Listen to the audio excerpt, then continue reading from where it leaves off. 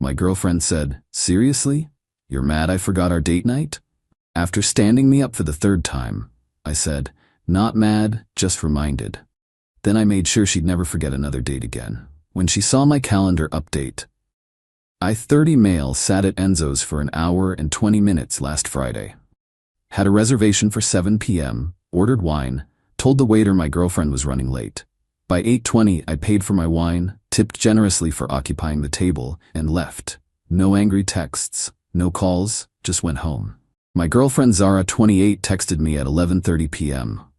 Babe, just saw her text about dinner. Was it Petra's B-day thing? You still up?" I responded, "No worries, sleep well." She showed up at my apartment the next morning with coffee and pastries. Her version of an apology. "I'm so sorry about last night. Petra surprised us with this whole escape room thing, and I totally lost track of time. You know how I am with my phone when I'm having fun." "It's fine," I said, taking the coffee. "You're not mad?" "Nope."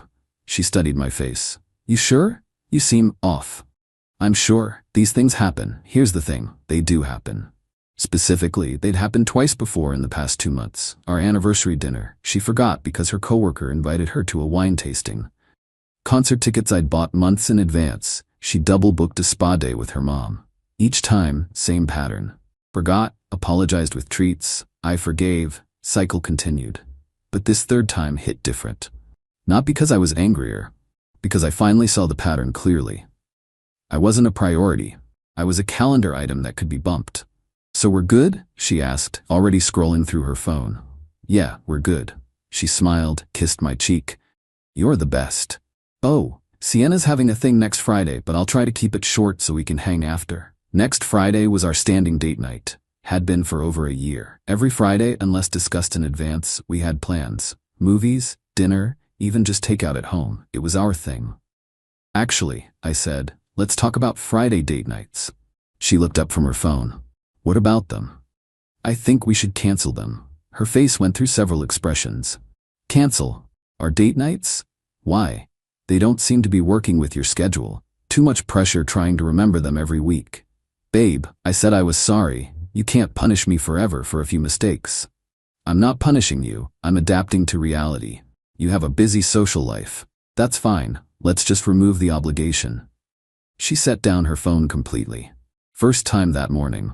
"I don't want to cancel date nights, I just sometimes things come up." "Things always come up for you. That's okay. Some people aren't calendar people. I'm totally a calendar person. Look." She showed me her phone calendar, full of brunches, parties, gym classes, work events, no Friday date nights marked. "Interesting," I said. "What?" "Nothing. Just interesting." She left that morning confused but seemingly relieved. No big fight, no drama, just resolution. That night, I updated my Google Calendar, removed all our Friday date nights, then I added something new. Every Friday, 7:10 p.m., personal development time, unavailable. Then I did something else. I joined a cooking class that met Fridays at 7, signed up for a 12-week course, paid in advance. Update 1, the next Friday came. My phone started buzzing around 6 p.m. "Zara. Hey babe, Sienna's thing was super boring. Wanna grab dinner?" "Me can't tonight. Have plans." "Plans? With who?" "Cooking class. Starts at 7. "Cooking class? Since when?" "Me since last week. It's every Friday." "But Friday is our night." "Me, we canceled that, remember? Too much pressure with your schedule." "I didn't think you were serious. I thought you were just upset about Enzo's." "I was serious. Have fun with Sienna." She called. I didn't answer. In class, learning to make pasta from scratch. She texted throughout the evening. "This is so petty. I can't believe her ignoring me. Fine, whatever. Have fun with her cooking.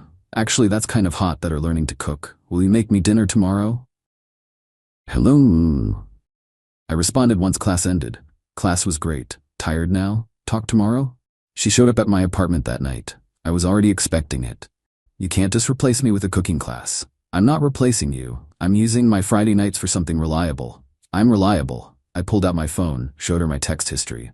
3 months of running late. Sorry, forgot. Rain check? OMG, totally spaced. That's not fair. You're keeping score. No. I'm keeping receipts. There's a difference. She tried a different approach. Soft voice, puppy eyes. "I'll do better. I promise. Cancel the class. We'll have amazing date nights." Class is non-refundable. Besides, I'm enjoying it. You're being ridiculous. Normal boyfriends would just be happy I want to spend time with them at all. There it was. The entitlement. You're right, a normal boyfriend probably would. Good thing you don't have one of those. She left in a huff, but I knew she'd be back. See, Zara had a pattern there too. She'd storm off, expect me to chase her, then graciously allow me back when I'd learned my lesson. Except I was done chasing, and the only lessons being learned were in my cooking class. Update 2, Week 2 of cooking class. Made a perfect risotto. Posted a pic on Instagram, just the dish, no caption. Zara liked it within seconds. Commented, "Save me some?" I didn't respond. That Friday, she tried a new strategy. Showed up at the cooking school. "Surprise, thought I'd join you." The instructor looked confused. "I'm sorry, we're full. This is a closed class."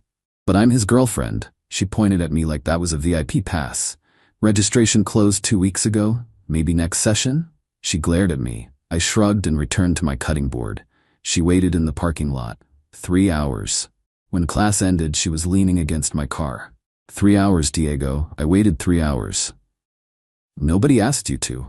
I'm trying here. I cleared my whole night for you. You cleared your night for you. I had plans. God, when did you become so consistent, reliable, present for my commitments? She changed tactics again. Fine, keep your stupid class. But Saturdays are ours now. I have gym Saturday mornings, free afternoon though. Perfect. Saturday date nights. I agreed. Why not? Let's see if she could manage Saturdays. Spoiler, she couldn't. The first Saturday, she was hungover from accidentally partying too hard Friday. The second, her sister needed an emergency shopping buddy. The third, she just forgot. Each time I made other plans. Meetups with friends I'd neglected. Movies she'd never watch with me. Museums she found boring. Her texts got increasingly frantic. Why aren't you fighting for us? Do you even want this relationship? I feel like you're slipping away. I responded honestly, I'm exactly where I've always been. You just never showed up. Then came the nuclear option. She made a public Facebook post. When you're trying so hard to save your relationship, but he's more interested in cooking classes than you. Had heartbroken but trying. Why are guys like this? The comments were predictable. Her friends rallying, calling me names, a few mutual friends staying notably silent.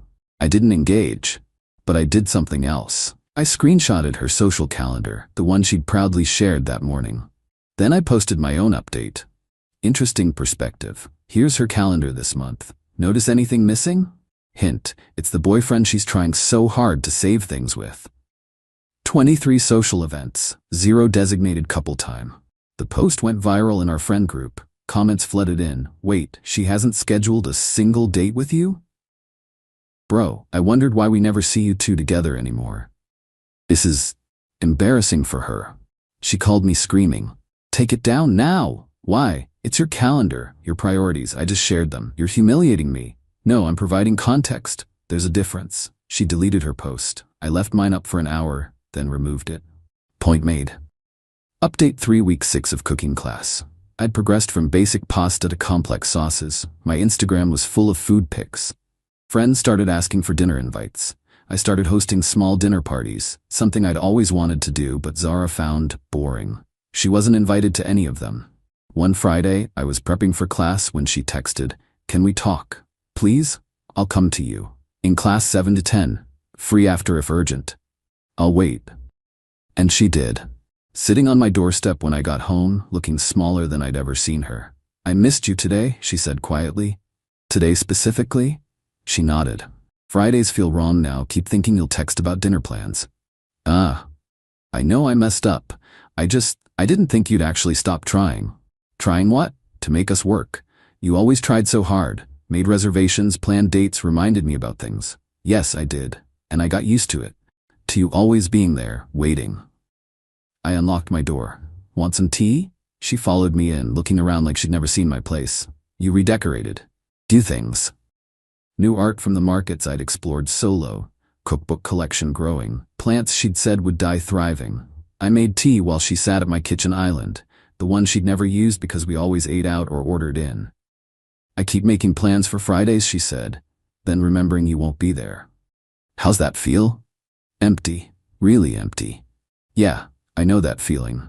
She looked at me then, really looked. You were lonely, even when we were together. Yep. I made you lonely. I sipped my tea, didn't confirm or deny. I scheduled you in, she said suddenly. What? She pulled out her phone, showed me her calendar. Every Friday marked date night with Diego, do not book. When? 3 weeks ago, after you posted that thing. And I've kept them clear. But you're never free. I'm in class. I know, I just thought, maybe if I showed you. Showed me what? That you can use a calendar? I knew you could. You scheduled 23 other things that month. She flinched. I prioritized wrong. You prioritized exactly what mattered to you, and that's fine, but I decided to do the same. So what now? We just exist separately? I don't know, Zara. What do you want? She was quiet for a long time. I want Fridays back. I want to matter enough that you'll skip class for me. I mattered enough to skip 23 events? Silence. I won't skip commitments I've made, I continued. Not for someone who couldn't remember the ones we made. She left that night without dramatics, no ultimatums, just quiet acceptance that she'd trained me to not wait for her, and now I wouldn't. Final update: the choice. My cooking class ended week 12. Final class was each student preparing a full meal for guests. I invited 2 friends from my hiking group. Zara texted that morning. Congrats on finishing class. Proud of you. Thanks. What's next? Another class? Haven't decided. Maybe we could do something together? Fridays? I thought about it, really did. 12 weeks of consistency, of showing up, of keeping her calendar clear. I'll think about it. That Friday, first one without class, I kept my evening free. Partly to see what I'd do with it, partly curious if she'd remember. At 5 p.m. she texted, "Hey, still thinking? I kept tonight open just in case. What did you have in mind? Anything you want, your choice. How about you plan something? Show me what you think a good date night looks like." Really? Okay, give me an hour. At 6:30, she sent an address. A restaurant I'd mentioned wanting to try months ago. She'd remembered. I arrived at 7. She was already there, early, with a book I'd recommended, reading at the table. "You're here," I said. 15 minutes early. Wanted to make sure we got our table. Dinner was nice. She put her phone away, actually listened when I talked about class, asked questions about what I'd learned. "So," she said over dessert. "What now? Now we see if this was a one-time performance or an actual change. Fair. What are your terms?" No terms. Just consistency. Show up when you say you will. Value our time like you value brunch with the girls. I can do that. We'll see. She did it for 3 weeks, then slipped. A friend's pre-birthday dinner she couldn't miss. But this time, she texted by Wednesday. "I know Friday is ours, but Lena's doing this thing. Can we do Thursday instead?" Progress. We're not back together. Not really. We're figuring it out. She schedules me in now, properly, like her other commitments. I don't wait around when she slips up. The cooking class led to a monthly supper club with friends. She comes sometimes, when she remembers, when she prioritizes it. The difference is, now when she doesn't show, I still eat. Turned out, I never needed her to remember date night. I needed to remember I was worth showing up for, with or without her. She learned her lesson. Not through punishment or revenge, but through experiencing exactly what she'd put me through, looking forward to something with someone who wasn't there. And me? I learned to make a killer risotto, and that sometimes the best response to being forgotten is to become unforgettable, not to them, but to yourself. Edit. Since people keep asking, yes, we're still figuring it out. 6 months later. She's better about showing up, about 80% success rate. I've maintained my boundaries. We don't live together, and I keep my own schedule full. It's not the relationship I originally wanted, but it's the one that actually works. Sometimes people can change, but only when they realize what they've lost. And sometimes what they've lost is the person who'd always wait for them.